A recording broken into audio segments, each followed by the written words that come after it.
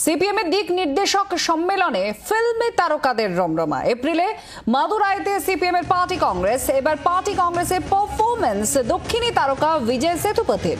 সঞ্চালনার দায়িত্বে থাকবেন প্রকাশ রাজ।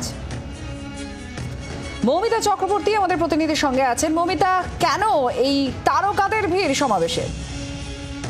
দেখো, প্রকাশ রাজ তিনি সিপিআইএম পার্টির সদস্য এবং বিজয় তাকে কিন্তু আমন্ত্রণ জানানো হয়েছে, সিদ্ধান্ত নেওয়া হয়েছে 4 এপ্রিলের যে নির্দিষ্ট কর্মসূচি, সিনেমা নিয়ে আলোচনা এবং সাংস্কৃতিক পরিমণ্ডলে বর্তমান অবস্থা এবং সেই সমস্ত কিছু নির্দিষ্ট আলোচনা সভা এবং বিশেষ পারফরমেন্স করার সিদ্ধান্ত নেওয়া হয়েছে, যাতে বিজয় সেতুপতি আসবেন বলে সিদ্ধান্ত হয়েছে।